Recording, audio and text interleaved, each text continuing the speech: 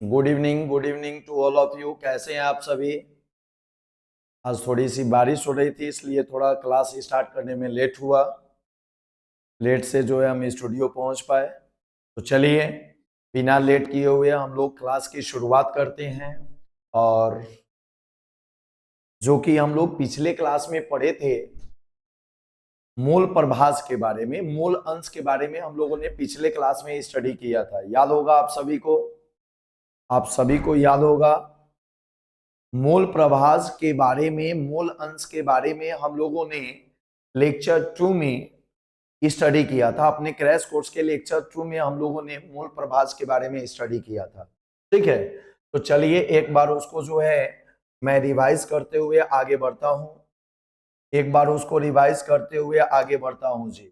Notation, ये जो आप नोटेशन अपने स्क्रीन पर देख रहे हैं, इसका मैं जो नोटेशन लिखूंगा, ये जो लैंग्वेज है, इसका जो मैं नोटेशन आपको पिछले क्लास में भी बताया था, आज फिर से मैं आप लोगों से पूछ रहा हूं और आप लोग इसका जो है रिप्लाई दीजिएगा। ठीक है, हम मैं भी मस्त हूं, सब जो है आप लोगों का प्यार है। ठीक है, और बस आप लोग मस्त रहिएगा। आप लोग का एग्जाम अच्छे से, एग्जाम की तैयारी आप लोगों की अच्छे से होगी तो हम लोग बिल्कुल भी मस्त रहेंगे। आपके मस्ती को देख करके हम लोग मस्त हो जाते हैं। ठीक है, मस्त रहा मस्ती में। तो आ जाइए बउआ, ध्यान दीजिएगा। बताइए, विलायक के मूल प्रभाज को किससे सूचित करते हैं? कमेंट में बताइए, क्योंकि ये सब देखिए, ये नोटेशन जो है पता होना चाहिए न्यूमेरिकल बनाने के लिए। और आज हम लोग न्यूमेरिकल की ओर बढ़ रहे हैं, आज हम लोग न्यूमेरिकल बनाएंगे। ठीक है, हाँ बिल्कुल बिल्कुल बिल्कुल, आज पीडीएफ चल जाएगा, पिछले क्लास का भी और इसका भी जो है पीडीएफ अपलोड हो जाएगा। ठीक है, बिल्कुल चला जाएगा। बताइए, रिप्लाई दीजिए, विलायक के मूल प्रभाज को हम लोग किससे सूचित करते हैं? विलायक के मूल प्रभाज को किससे सूचित करते हैं? ठीक है, देखते हैं सबसे पहला आंसर किनका आता है। मूल प्रभाज हमने पूछा है, बिल्कुल सही दिलीप जी। एने नहीं, एने होता है मोलों की संख्या। ठीक है, हाँ मौसम यादव, बिल्कुल सही। ठीक है, टार्जन कुमार, अरे भाई तो मूवी का नाम आ गया भाई। आपने क्या लिखा है? एक से स्मॉल है, हाँ बिल्कुल सही है। ठीक है, एक से वाले जिन जो लोग भी हैं उनका सही है। विलायक के मूल प्रभाज को किससे सूचित करते हैं? एक्स ए से। अब आ जाइए, अब बताइए, विलेय के मूल प्रभाज को किससे सूचित करेंगे? तो इसी प्रकार किससे जी? एक्स बी से। मोलों की संख्या की बात आएगी तो मोलों की संख्या को स्मॉल एन से सूचित करते हैं।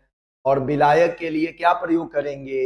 ए प्रयोग करेंगे। विलायक के लिए क्या प्रयोग करेंगे? ए प्रयोग करेंगे। विलेय के मोलों की संख्या, तो मोलों की संख्या के लिए स्मॉल एन, विलेय के लिए बी। ठीक है, विलायक के द्रव्यमान को किससे सूचित करते हैं? फिर से एक बार आपके सामने क्वेश्चन, विलायक के द्रव्यमान को किससे सूचित करते हैं? हाँ बिल्कुल सही, बिल्कुल सही।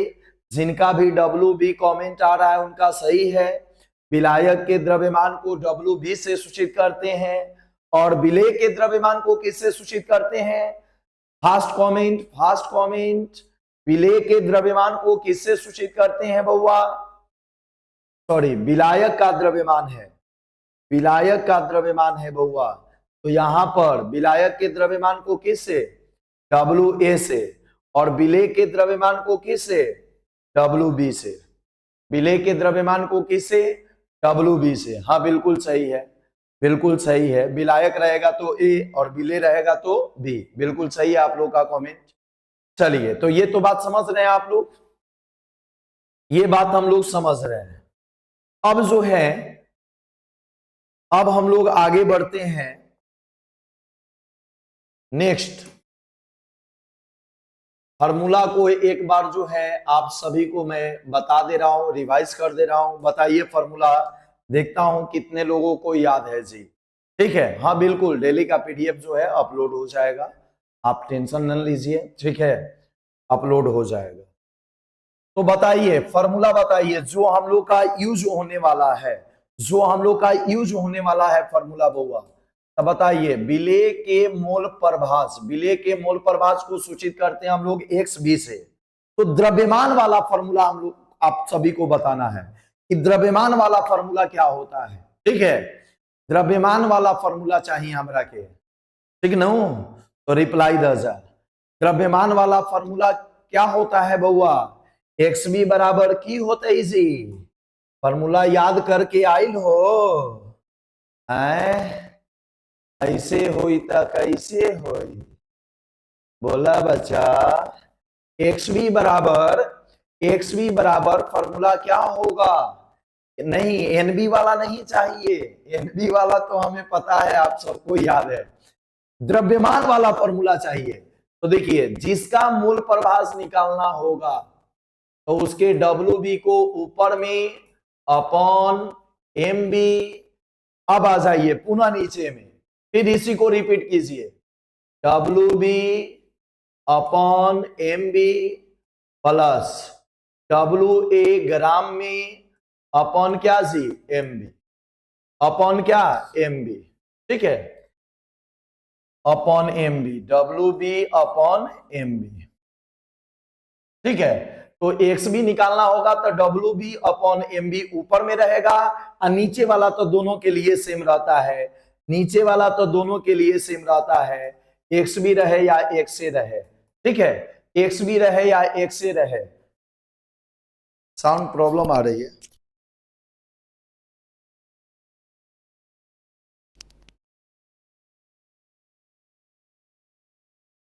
अब पहुंच रही है साउंड?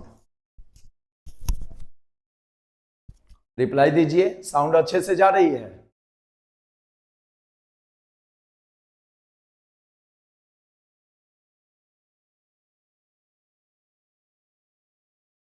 चलिए ध्यान दीजिएगा, एक से, अगर एक से निकालना होगा तो एक से इक्वल टू क्या हो जाएगा, डब्ल्यू ए ग्राम में अपॉन क्या जी, एम ए का द्रव्यमान ग्राम में अपॉन ए का द्रव्यमान, ए का मोलर द्रव्यमान, और नीचे वाला जैसा का तैसा, डब्ल्यू बी ग्राम में upon M B plus W A gram में अपॉन एम ए।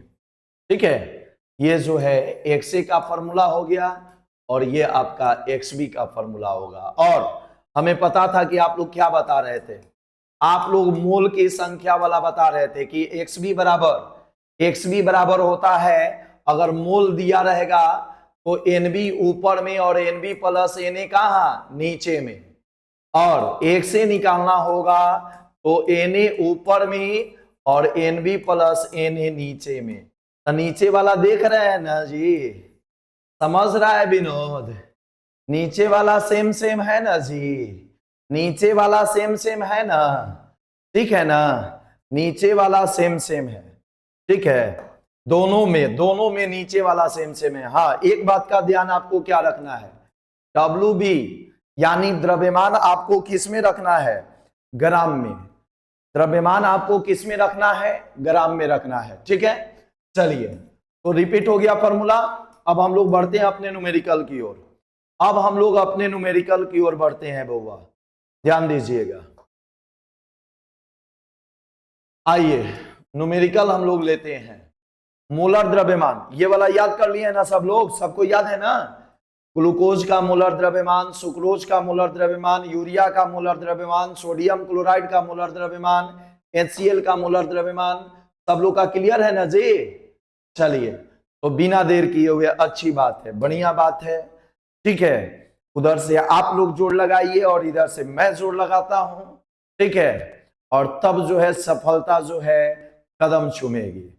तो आइए, क्वेश्चन कह रहा है कि 60 ग्राम मेथिल अल्कोहल को 120 ग्राम जल में घोलकर विलयन बनाया गया, तो methyl alcohol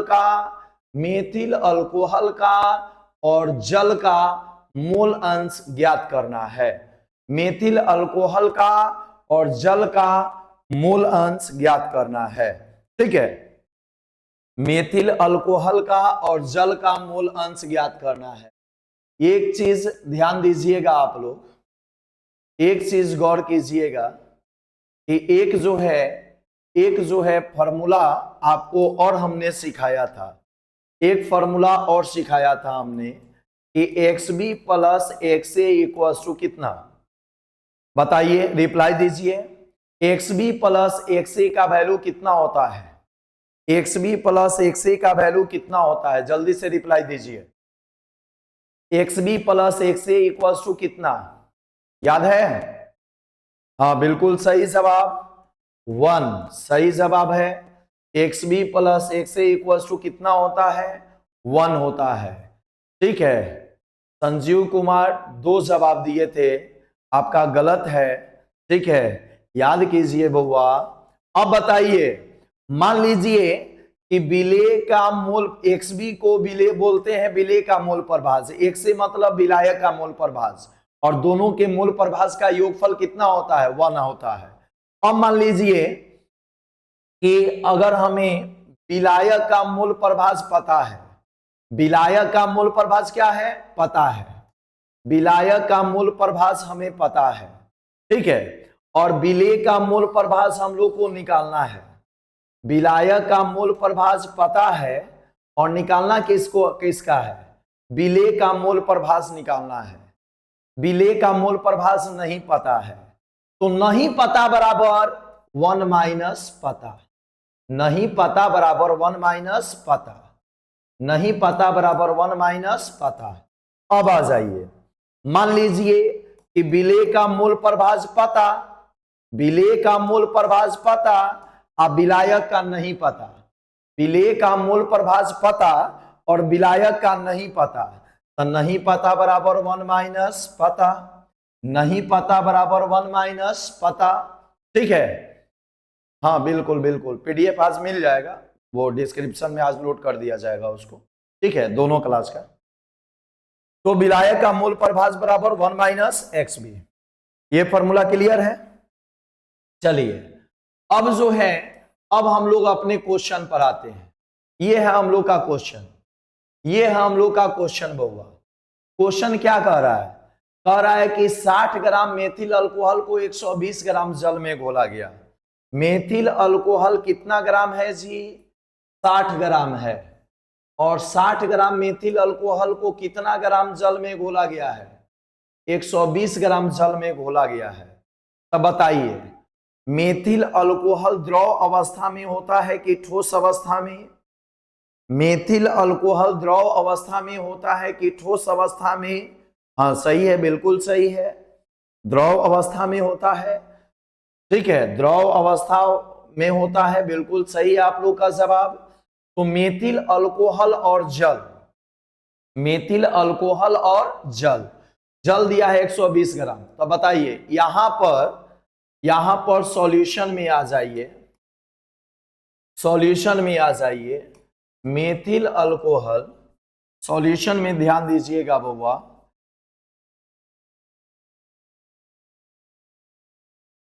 methyl alcohol, methyl alcohol plus जल दिया है। ठीक है, तो मेथिल अल्कोहल दिया है आपका 60 ग्राम और जल दिया है आपका 120 ग्राम, जल दिया है आपका 120 ग्राम। ठीक है, तो यहां पर आपका जो है मेथिल अल्कोहल विलेय हो गया, मेथिल अल्कोहल क्या हो गया? विलेय। और विलेय को हम लोग क्या मान लेंगे? बी। विलेय को हम लोग सूचित किससे करेंगे? बी से। विलेय को हम लोग सूचित किससे करेंगे? बी से। ठीक है, और जल हो जाएगा विलायक, और विलायक को सूचित किससे करेंगे? ए से।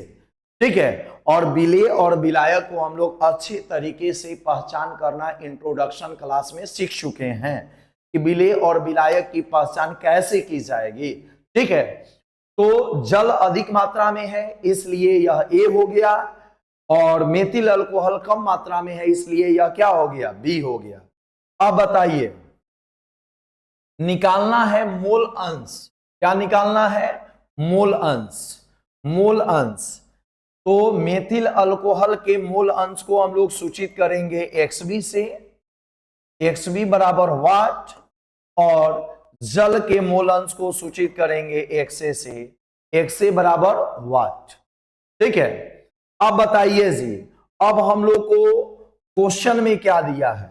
तो क्वेश्चन में दिया है बहुआ, क्वेश्चन में हम लोग को यहां पर दिया है अकॉर्डिंग टू क्वेश्चन, क्वेश्चन से हमें पता है विलेय का द्रव्यमान दिया है 60 ग्राम। विलेय का द्रव्यमान कितना ग्राम दिया है? 60 ग्राम। मेथिल अल्कोहल आपका विलेय है और विलेय का द्रव्यमान कितना ग्राम दिया है? 60 ग्राम दिया है। ठीक है, विलेय का द्रव्यमान 60 ग्राम दिया है, तो WB का वैल्यू दिया हुआ है 60 ग्राम। WB का वैल्यू दिया हुआ है 60 ग्राम। ठीक है, हाँ बिल्कुल, अभी बताते हैं, अभी बताते हैं। ठीक है, सहिता कुमारी का एक क्वेश्चन है कि सर ये कैसे पता करेंगे कि कौन सा फॉर्मूला लगेगा। बिल्कुल, आइए आपका जवाब मिल रहा है अभी जस्ट। 60 ग्राम क्या दिया है? द्रव्यमान। ग्राम किसका इकाई होता है? द्रव्यमान का। 60 ग्राम द्रव्यमान दिया है, 120 ग्राम क्या दिया है? द्रव्यमान दिया है। तो द्रव्यमान वाला फॉर्मूला हम लोग यूज करेंगे। कौन सा फॉर्मूला यूज करेंगे? द्रव्यमान वाला फॉर्मूला यूज करेंगे। तो आ जाइए बउआ, तो विलेय के द्रव्यमान को WB से सूचित करेंगे 60 ग्राम। WB 60 ग्राम। WA कितना ग्राम दिया है? 120 ग्राम। WA कितना ग्राम दिया है? 120 ग्राम। ठीक है, हाँ ध्यान दीजिएगा।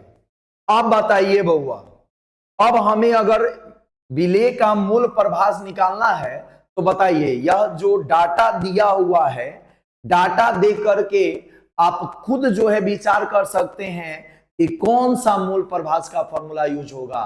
कौन सा मूल प्रभास का फॉर्मूला है? XB का कौन सा ऐसा फॉर्मूला है जिसमें WB और WA आता है? XB का कौन सा ऐसा फॉर्मूला है जिसमें WB और WA आता है? आजा आजा ए बउआ, सामने फॉर्मूला आपको दिख रहा है जी। WB और WA आने वाला फॉर्मूला आपके सामने जो है नजर आ रहा है। यही वो फॉर्मूला है जिसमें WB का यूज होगा और WA का यूज होगा। XB बराबर फॉर्मूला हम लोग लगाएंगे, XB पहले हम लोग निकाल लेंगे और जब XB हम लोग का निकल जाएगा तब हम लोग जो है XA प्लस XB वाला फॉर्मूला यूज कर लेंगे। ठीक है, तो बताइए XB बराबर फॉर्मूला क्या होता है? WB अपॉन MB और बटा के नीचे होता है WB upon MB plus WA upon एक मिनट देखिए यहां पर WA अपॉन MA। ठीक है, यहां पर सही है, यहां पर मिस्टेक से लिखा गया था MB, तो WA अपॉन MA। ठीक है, तो आइए इस फॉर्मूले का हम लोग यूज करेंगे, इस फॉर्मूले का हम लोग यूज करेंगे बउआ।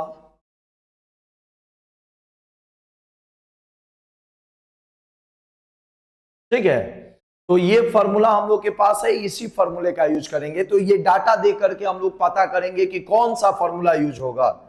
आइए, WB और WA पता है, लेकिन XB निकालने के लिए MB भी चाहिए और MA भी चाहिए। क्योंकि द्रव्यमान से अगर मोल प्रभास निकालना होगा, द्रव्यमान से अगर मोल प्रभास निकालना होगा तो हमें मोलर द्रव्यमान भी चाहिए। द्रव्यमान से अगर मोल प्रभास निकालना होगा तो हमें मोलर द्रव्यमान भी चाहिए। ठीक है, तो आइए मेथिल अल्कोहल का मोलर द्रव्यमान हम लोग निकालते हैं। अब हमें चाहिए कि MB कितना होगा और MA कितना होगा। MB का वैल्यू हम लोग को निकालना है यहाँ पर, MA का वैल्यू यहाँ पर हम लोग को निकालना है बउआ। तो ये M का मतलब होता है मोलर द्रव्यमान। M का मतलब क्या होता है? मोलर द्रव्यमान।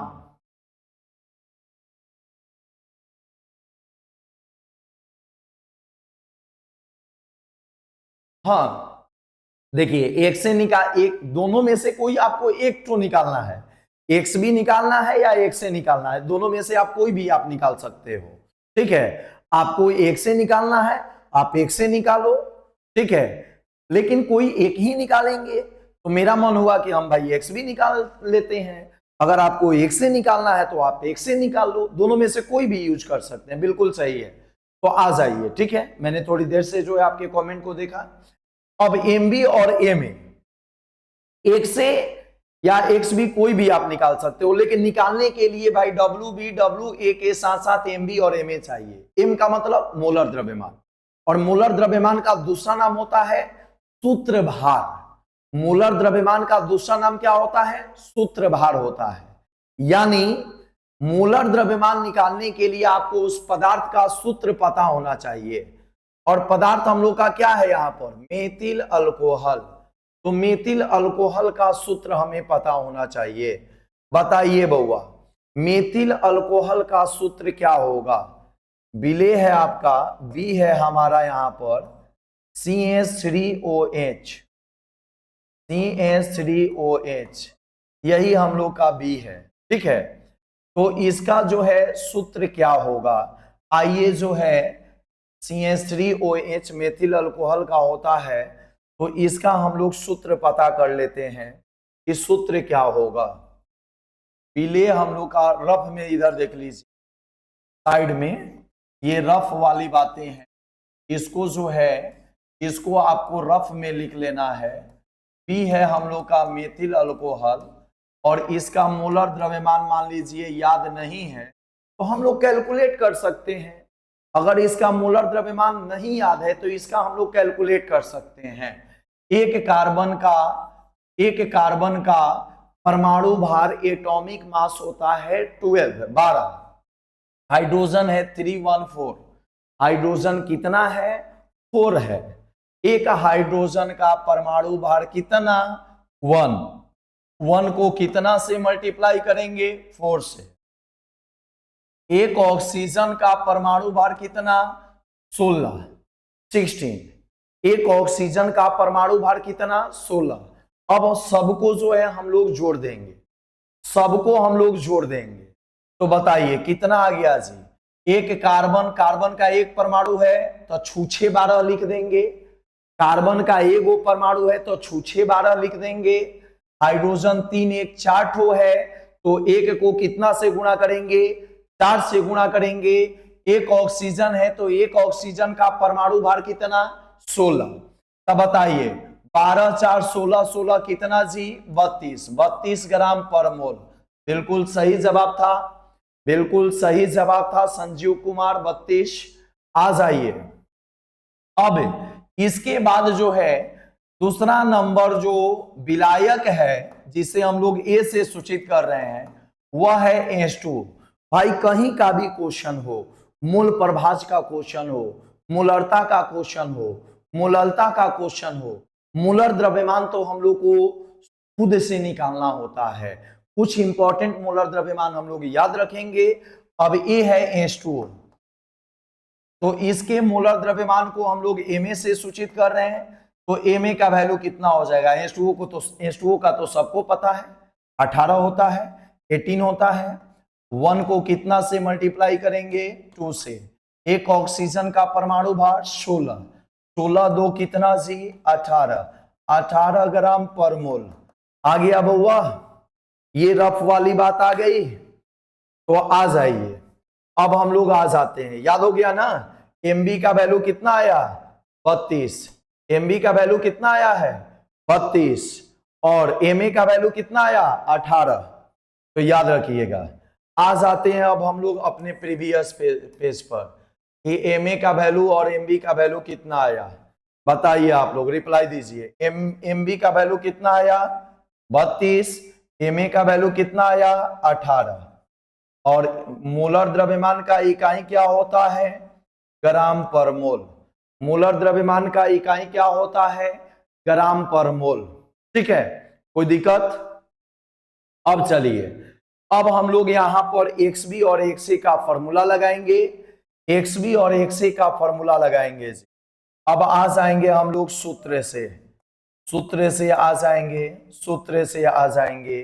ठीक है, सूत्र का यूज करेंगे हम लोग, यहां पर फॉर्मूला लगाएंगे। ठीक है, और फॉर्मूला लगा करके इसको जो है हम लोग सॉल्व करेंगे। तो आइए ध्यान दीजिएगा।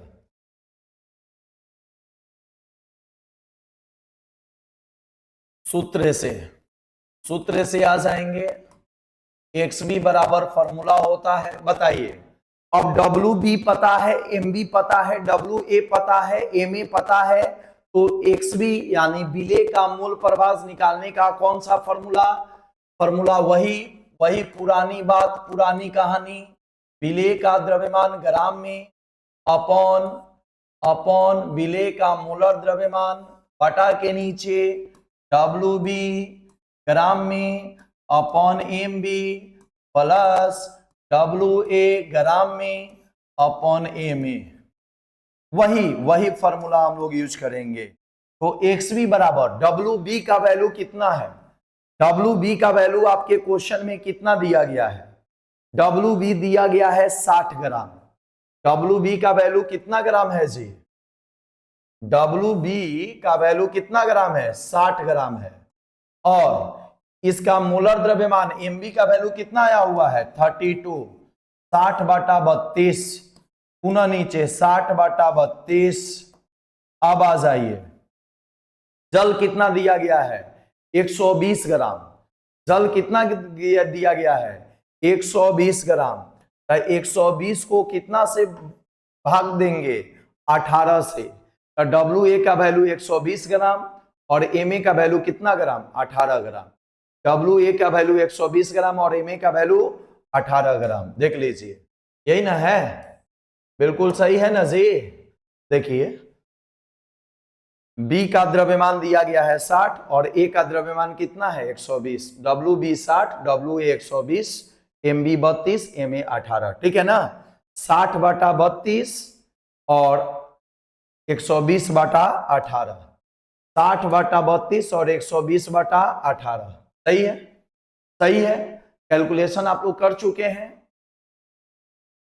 सर 32 और 18 कैसे आया, इसे समझा दीजिए। बिल्कुल समझ जाइए, बिल्कुल समझ जाइए। आ जाइए, इसको हम मिटा देते हैं। मोलर द्रव्यमान फिर से हम समझा दे रहे हैं, इसको मिटा देते हैं। देखिए, बी हम लोग किसको माने हैं? मेथिल अल्कोहल को। ये मेथिल अल्कोहल का सूत्र हो गया। बी हम लोग माने हैं मेथिल अल्कोहल को। ये मेथिल अल्कोहल का सूत्र हो गया। मोलर द्रव्यमान को M से सूचित करते हैं और यहां पर बी से मेथिल अल्कोहल को सूचित कर रहे हैं। तो MB का वैल्यू निकालना है, मतलब सूत्रभार। मोलर द्रव्यमान का मतलब होता है सूत्रभार। सूत्रभार में जब ग्राम लगा देते हैं, सूत्रभार में नहीं समझे? हाँ, सिखा रहे हैं। सूत्रभार में जब ग्राम लगा देते हैं तो उसी को मोलर द्रव्यमान कहते हैं। मोलर द्रव्यमान का मतलब आज के बाद आप लोग दिमाग में बैठा के रखिएगा। मोलर द्रव्यमान का मतलब मैं आपको एक कॉन्सेप्ट सिखा रहा हूं और उसको माइंड में बैठा के रखिएगा कि मोलर द्रव्यमान का मतलब होता है ग्राम सूत्रभार। मोलर द्रव्यमान का मतलब होता है ग्राम सूत्रभार। ठीक है? किसी भी यौगिक का सूत्र पता रहेगा और उस सूत्र की सहायता से हम लोग उसका सूत्रभार निकालेंगे और सूत्रभार निकालने में जरूरत पड़ेगा परमाणु भार का। ठीक है? परमाणु भार का जरूरत पड़ेगा।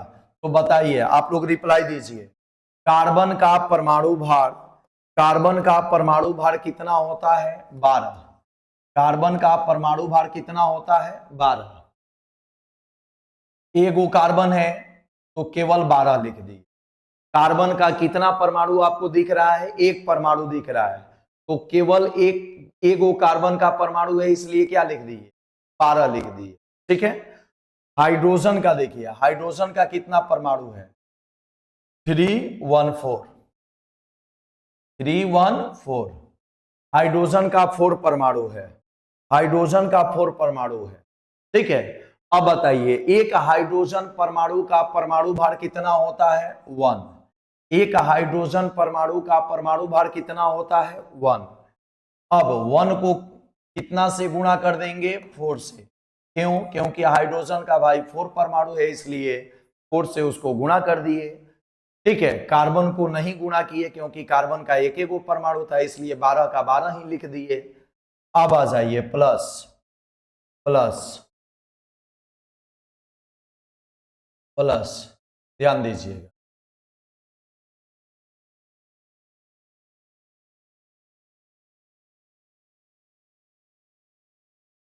प्लस, अब ऑक्सीजन एगो बचा, एक ऑक्सीजन का परमाणु भार कितना 16, एक ऑक्सीजन है तो एक ऑक्सीजन का परमाणु भार कितना 16, केवल 16 लिख देंगे।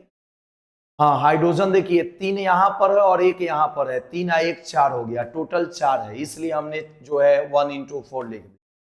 ठीक है, ऑक्सीजन केवल एगो है, एक ऑक्सीजन का परमाणु भार होता है 16, 16 का 16 लिख दिए। अगर 2 गो ऑक्सीजन रहता तो 16 को 2 से गुणा करते, अगर ऑक्सीजन 3 गो रहता, O3 रहता, तो 16 को 3 से गुणा करते। यहां पर क्या लगा देंगे, ग्राम। अब सबको जोड़ दीजिए, 12 4 16 16 32, 32 ग्राम आ गया एमबी का वैल्यू, 32 ग्राम आ गया एमबी का वैल्यू। अब आ जाइए, ये हम लोग माने हैं H2O को, ये हम लोग माने हैं H2O को, जल को माने हैं, H2O को माने हैं। अब ए का मोलर द्रव्यमान निकालना होगा, ए का मोलर द्रव्यमान निकालना होगा। ठीक है, तो आइए ए का मोलर द्रव्यमान निकालना सीखिए। हाइड्रोजन का कितना परमाणु यहाँ पर दिख रहा है, 2 परमाणु दिख रहा है, तो एक हाइड्रोजन का परमाणु भार हो जाएगा 1, 1 को कितना से मल्टीप्लाई करेंगे 2 से, प्लस एक ऑक्सीजन का परमाणु भार 16, 16 2 कितना हो गया 18, 18 ग्राम पर मोल, मोलर द्रव्यमान का इकाई ग्राम पर मोल।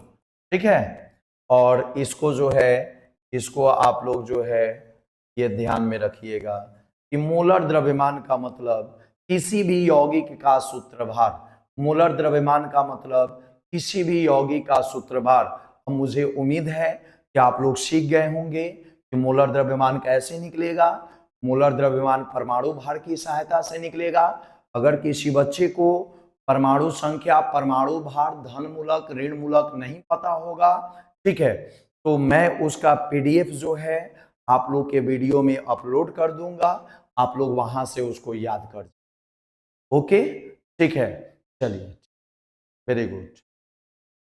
आ जाइए, क्या आप लोग इसका वैल्यू कैलकुलेट करके रखे हैं, इसका वैल्यू कैलकुलेट करके रखे हैं बुआ, XB का वैल्यू, ये पूरा कैलकुलेशन कीजिएगा तो ये वैल्यू आएगा 0.220, XB का वैल्यू 0.220, और XB का मतलब, XB का मतलब होता क्या है, XB का मतलब होता है, XB का मतलब होता है विलेय का मोल प्रभाज, यानी मेथिल अल्कोहल का मोल अंश आ गया 0.220, एक आंसर आ गया जी। अब हम लोग निकालेंगे XA का। अब बताइए, अभी अभी हमने अभी अभी हमने जो है एक फॉर्मूला बताया है कि अगर XB पता और XA नहीं पता, तो नहीं पता बराबर 1 माइनस पता, XB पता और XA नहीं पता तो नहीं पता बराबर 1 माइनस पता, यानी XA बराबर 1 माइनस 0.220। ठीक है, यानी XA बराबर, अब 1 में से 0.220 को माइनस कर दीजिए। ठीक है, 0 8 और 7, 0.780। ठीक है, 0.780, ये आपका सेकेंड आंसर आ गया, ये आपका सेकेंड आंसर आ गया। इसका मतलब कि आपका मेथिल अल्कोहल का मोल अंश आ गया 0.220, मेथिल अल्कोहल का मोल अंश आ गया आपका 0.220। ध्यान दीजिएगा, मेथिल अल्कोहल का मोल अंश आ गया 0.220। आ जाइए बउआ आंसर में। अतः आप नीचे लैंग्वेज में लिख सकते हैं, मेथिल अल्कोहल का मोल अंश, मेथिल अल्कोहल का मोल अंश, जिसे हम लोग किससे सूचित कर रहे हैं, XB से इसका वैल्यू आया है 0.2 आंसर। और चल चल का मूल अंश जिसे हम लोग XA से सूचित कर रहे हैं, XA से सूचित कर रहे हैं, इसका वैल्यू आया 0.780। That's all. क्लियर है? क्लियर है ना? लेक्चर 4 नहीं चल रहा है, ठीक है। अच्छा अच्छा, आनंद कुमार लेक्चर 4 नहीं चल रहा है। क्या सब लोग का लेक्चर 4 नहीं चल रहा है? क्या सब लोगों का लेक्चर 4 नहीं चल रहा है?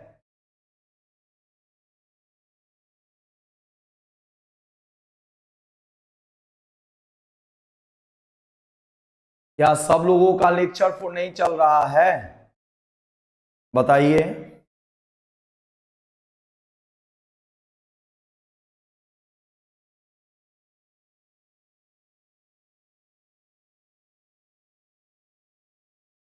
अच्छा, क्या कैलकुलेशन से करना है आप लोग को?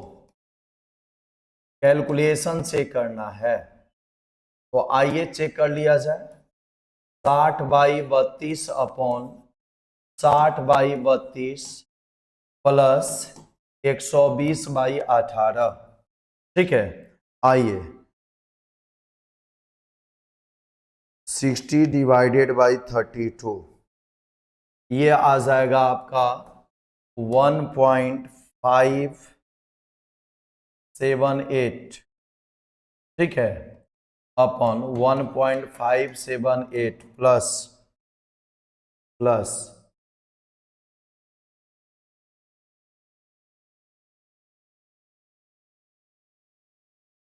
6.66। अब आ जाइए, ये ऊपर में हो गया 1.578 upon 1.578 plus 6.66,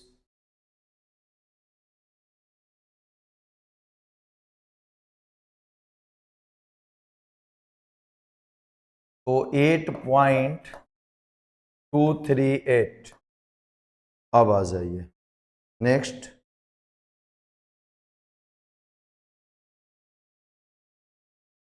1.578 divided by 8.238, 1.578 divided by 8.238, ठीक है।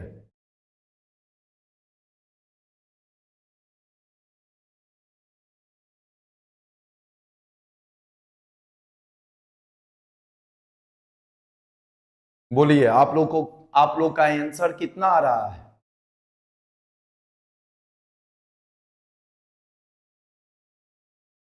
अच्छा, कुछ लोग बोल रहे हैं कि मतलब चल रहा है, कुछ लोग बोल रहे हैं कि नहीं चल रहा है, लेकिन वीडियो तो चल रहा है।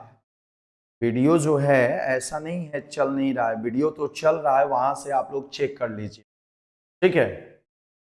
वीडियो चल रहा है, वहां से जो है आप लोग चेक कर लीजिएगा, ठीक है। तो आइए ध्यान दीजिएगा।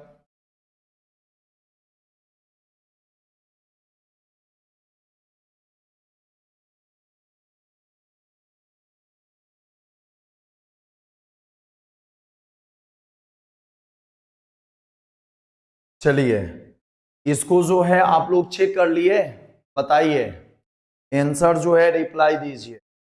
60/32, 1.60 डिवाइडेड बाई 32, 1.875 आया है, 875 आया है बउआ, ठीक है। 60 डिवाइडेड बाई 32, 1.875 आया है, ठीक है। 875 आया है। अब आ जाइए 1.875 प्लस 120 को डिवाइड कीजिए कितना से, 18 से, 6.666 आ रहा है, ठीक है। अब आ जाइए ऊपर वाला हो गया आपका 1.875 और नीचे वाले को ऐड कर दीजिए 1.875 प्लस 6.666 8.541 8.541। अब आ जाइए 1.875 को डिवाइड कीजिए 8.541। ठीक है, तो ठीक तो आ रहा है बउआ, सही है, आंसर बिल्कुल सही है। ठीक है, अरे भाई कैलकुलेशन में अगर प्रॉब्लम हो गया मोहित कुमार जी, ठीक है, कैलकुलेशन में प्रॉब्लम हो गया तो उसको मिलवाना जरूरी है ना, उसको तो मिलाएंगे ना हम लोग। क्या आपने कैलकुलेशन किया है? गजब हाल है भाई, फास्ट पढ़ाइए। अरे भाई जिस क्वेश्चन को हम लोग डिस्कस कर रहे हैं वो क्वेश्चन तो जो है क्लियर करना है ना। अरे भाई कैलकुलेटर आपके पास है ना, कैलकुलेशन कैसे हो गया, कैलकुलेटर है ना, कैलकुलेटर से चेक कर लीजिए। बिल्कुल सही है, बिल्कुल सही है, 0.219 आएगा, 0.219 आएगा, जिसे हम लोग 0.22 लिख सकते हैं।